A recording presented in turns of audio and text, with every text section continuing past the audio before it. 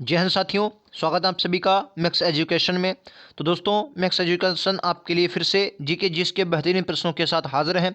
महत्वपूर्ण 25 प्रश्न करेंगे। तो दोस्तों, जैसा कि आपको पता है, यूपी पुलिस यूपी लेखपाल के लिए ये वीडियो बहुत ही इंपॉर्टेंट होने वाला है।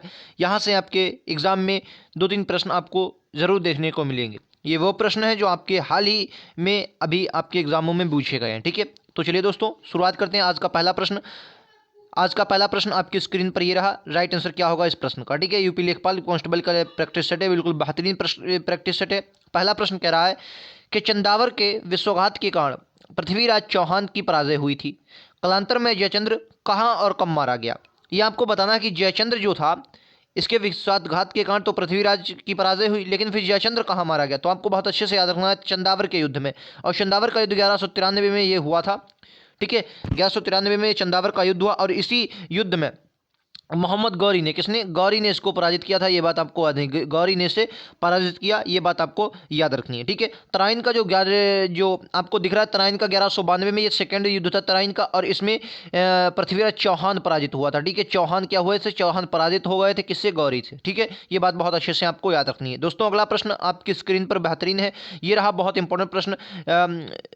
वर्ल्ड ज्योग्राफी का एक मोस्ट इंपोर्टेंट प्रश्न है कि महाद्वीप में किस महाद्वीप को the land of golden peace के नाम से जाना जाता है? The land of golden peace के नाम से जाना जाता है। यूरोप, अफ्रीका, एशिया या ऑस्ट्रेलिया को? चलिए मैं आपको बता देता हूं, इस क्वेश्चन का राइट आंसर क्या होगा सर? ऑस्ट्रेलिया होगा। ठीक है, ऑस्ट्रेलिया के बारे में कुछ बातें आपको बता रहा हूं, बहुत ध्यान से सुनिए। देखिए, ऑस्ट्रेलिया की मैप की मैं बात करूं तो इस प्रकार से आपको कुछ मैप ऑस्ट्रेलिया का देखने को, बहुत अच्छा मैप नहीं बन पा रहा, फिर भी मैं आपको बताना चाहता हूं कि इस प्रकार से आपको कुछ मैप देखने को मिलेगा। ठीक है, यहाँ पर 1 मिनट में फिर से बनाने की कोशिश करता हूँ। ठीक है, यहाँ पर इस प्रकार से थोड़ा ऊपर के उठा हुआ है।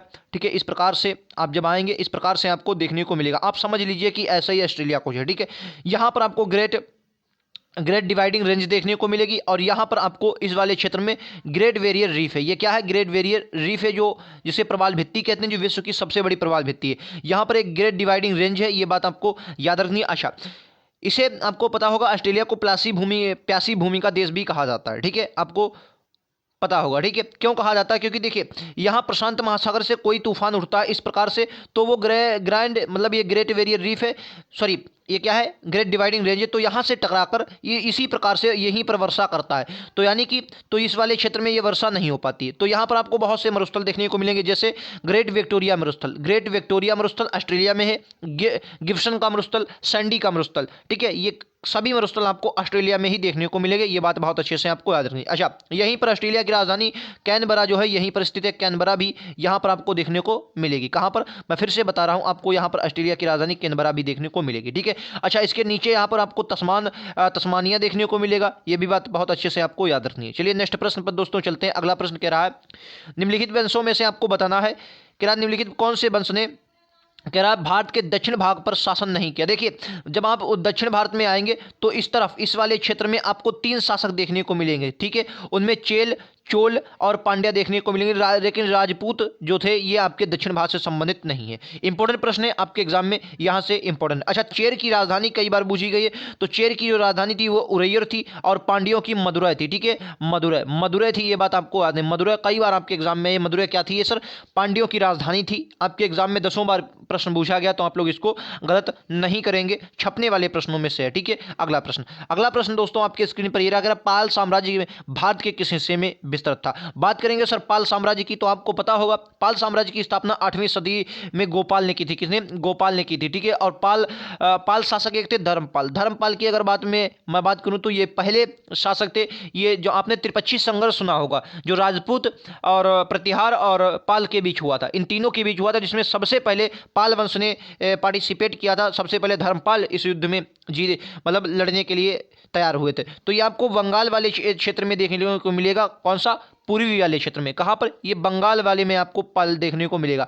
ठीक है, अच्छा, जब पाल वंश का अंत हुआ तो पाल की जगह पर आपको फिर सेन वंश देखने को मिलेगा, जिसे विजय सेन, लक्ष्मण सेन, विजय सेन और बल्लाल सेन, सामंत सेन, ये सब आपको सेन वंश के संताप। वो पाल वंश का जब अंत हो गया, फिर वो सेन वंश वहीं पर आया था जहाँ पर पाल वंश था। कहाँ पर? ये बंगाल वाले क्षेत्र में आपको देखने को मिलेंगे। ठीक है, इंपॉर्टेंट प्रश्न है, आप लोग भूलेंगे नहीं। अगला प्रश्न, तेरा विश्व का चौथा सबसे बड़ा महाद्वीप कौन सा है? बात करेंगे सबसे बड़े महाद्वीप की, तो एशिया तो पहले नंबर पर आता है, लेकिन अब अगर आपके एग्जाम में चौथा सबसे बड़ा पूछा जाए तो क्या बताएंगे सर? दक्षिण अमेरिका। दक्षिण अमेरिका की बात कुछ याद रखना, इसका सबसे बड़ा, अगर सबसे बड़े देश की मैं बात करूं तो आप कहेंगे सर ब्राजील इसका सबसे बड़ा देश है। कौन सर?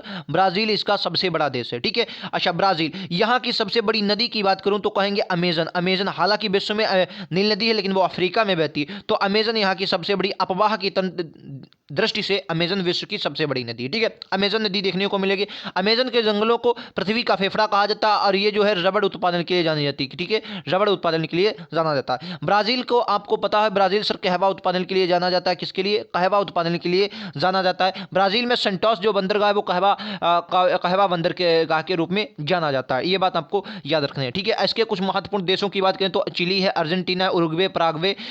ठीक है, ये आपके याद रखने, ये किसी के देश हैं? ये सभी दक्षिण अमेरिका के ही देश हैं। याद रखेंगे, बेहतरीन प्रश्न है। अगला प्रश्न आपकी स्क्रीन पर ये रहा कि पृथ्वी का सबसे बड़ा महाद्वीप कौन सा है? देखिए, पृथ्वी का सबसे बड़े महाद्वीप की मैं बात करूं तो आपको बहुत अच्छे से पता होगा क्या है सर? एशिया इसका बिल्कुल करेक्ट आंसर है। ठीक है, एशिया की कुछ बातें आपको याद रखनी है। एशिया में अगर मैं बात करूं, ठीक है, एशिया और यूरोप के बीच कौन कौन से चीजें स्थित है, मतलब कौन कौन से जो है जो इसको अलग करते हैं? तो मैं सबसे पहले बात करूँ कैस्पियन सागर। कौन सा है? कैस्पियन सागर। कैस्पियन सागर जो है ऑस्ट्रेलिया को अलग करता है यूरोप से। यहाँ पर आपको यूराल पर्वत देखने को मिलेगा जो एशिया और यूरोप को अलग करता है। ठीक है, यूराल पर्वत। ठीक है, कैस्पियन सागर। यहाँ पर काला सागर वाला कुछ इलाका भी लगता है लेकिन उसको काला सागर, तो दो आपको बहुत इंपॉर्टेंट याद रखना, कैस्पियन सागर और यूराल सागर। ठीक है, अब कहेंगे सर एशिया और अफ्रीका के बीच कुछ है, तो बिल्कुल है। एशिया और अफ्रीका के बीच लाल सागर देखने को मिलता है। कौन सा?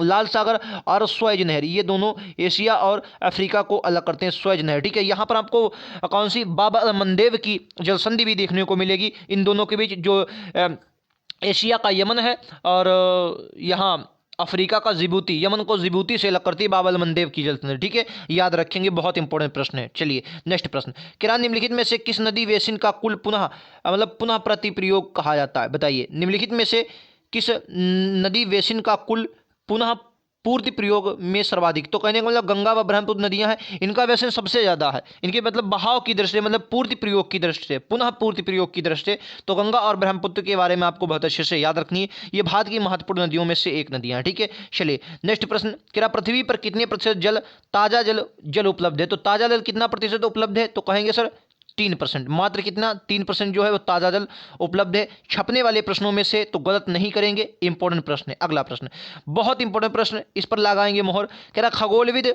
वराहमिहिर, कौन कौन से सर? खगोलविद वराहमिहिर और कवि कालिदास किसके दरबार का हिस्सा थे?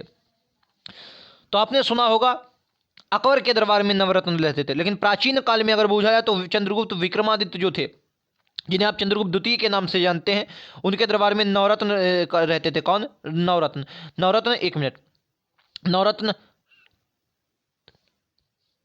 कौन सर? नवरत्न रहते थे, जिनमें वराहमिहिर, कालिदास, ये बहुत इंपॉर्टेंट आपको दरबार में देखने को मिलेगा। अच्छा, वराहमिहिर की एक पुस्तक बहुत बार आपके एग्जाम में पूछी जाती है, जो कौन सी? पंच सिद्धांतिका। ठीक है, पंच सिद्धांतिका। रुकिए एक मिनट, सिद्धांतिका। ठीक है, याद रखेंगे पंच सिद्धांतिका, फिलहाल याद रखेंगे पंच सिद्धांतिका बहुत इंपॉर्टेंट है। किसकी? वराहमिहिर की, याद रखेंगे। चलिए, कालिदास कुमार संभव ऋतुसंधारम, कुमार संभव, मालविका अग्निमित्रम, ये कालिदास की है, इंपॉर्टेंट है, इनको भी आप लोगों को भूलना नहीं है। नेक्स्ट प्रश्न, क्या हर्षवर्धन ने 5 इंडीज को अपने नियंत्रण में लिया था? इनमें से कौन सा 5 इंडीज का भाग है? तो मैं आपको ऐसे ही बता देता हूं, राइट आंसर क्या होगा? ये होगा पंजाब, कन्नौज, बंगाल, बिहार और उड़ीसा। ठीक है, बिहार और उड़ीसा, याद रखेंगे, इंपॉर्टेंट प्रश्न है। राइट आंसर क्या होगा? 5 इंडीज। ठीक है, पंजाब, कन्नौज, बंगाल, बिहार और उड़ीसा, राइट आंसर दूसरा होगा। चलिए हर्षवर्धन की कुछ बातें कर लेते हैं। देखिए, हर्षवर्धन की मैं बात करूं तो हर्षवर्धन के दरबार में आपको कौन से देखने को मिलेंगे? मोस्ट इंपोर्टेंट बाणभट्ट जो देखने को आपको, बाणभट्ट। ठीक है, बाणभट्ट इनके दरबारी कब थे? बाणभट्ट की हर्ष चरित्र आपको भूलना ही नहीं है। कौन सी सर? हर्ष चरित्र आपको नहीं भूलना है। ठीक है, इनके दरबार में होनसांग आया था, याद रखेंगे। कौन सर? होनसांग। और फायहान किसके समय, वो चंद्रगुप्त द्वितीय के समय आया था, ठीक है। हुएनसांग आया था इसी के समय, याद रखेंगे, हर्षवर्धन के काल में ही आया था, ठीक है, इंपॉर्टेंट है। चलिए नेक्स्ट प्रश्न कह रहा विक्रम संवत का प्रारंभ कब हुआ। देखिए विक्रम संवत जो है इसके किसने प्रारंभ किया था, इसमें कहीं कहीं मतभेद दिया गया है।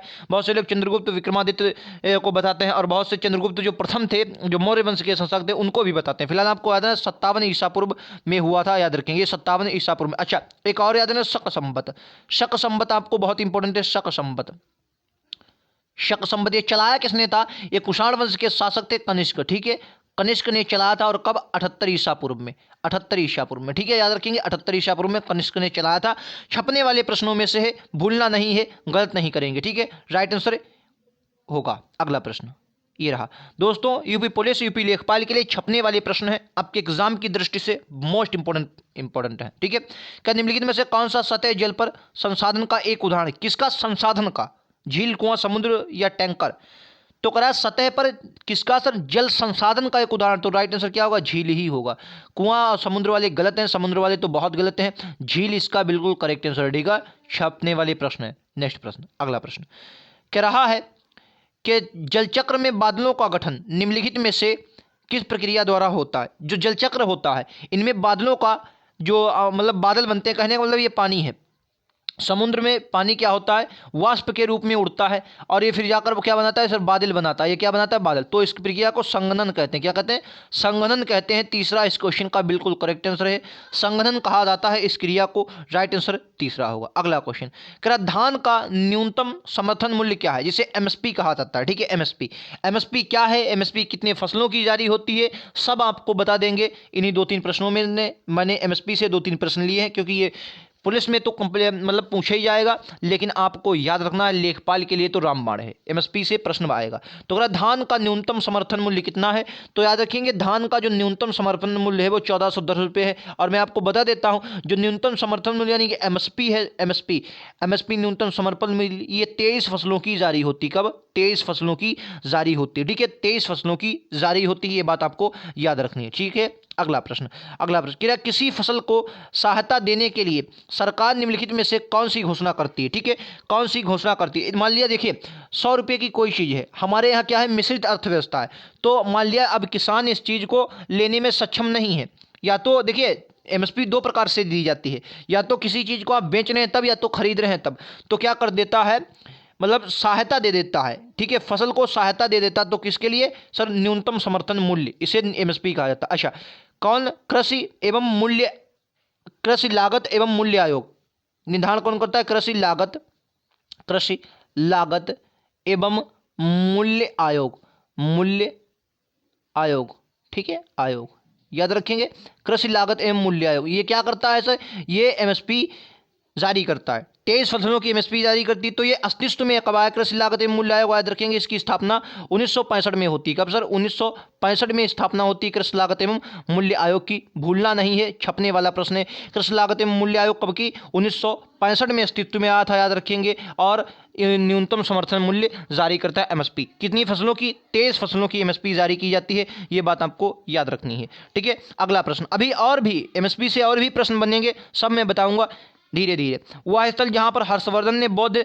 महासम्मेलन का आयोजन किया था, बोलेंगे हर्षवर्धन की फिर से एक बात कर लेते हैं। तो हर्षवर्धन सर बौद्ध धर्म का अनुयायी था, आपको बहुत अच्छे से याद रखना है। लेकिन एक बात और याद रखना है, ये बौद्ध धर्म में भी किस शाखा का, कहेंगे महायान शाखा का, क्योंकि आपको पता होगा बौद्ध धर्म 2 में बटा था, हीनयान और महायान। तो महायान शाखा का ये मतलब महायान शाखा से संबंधित थे।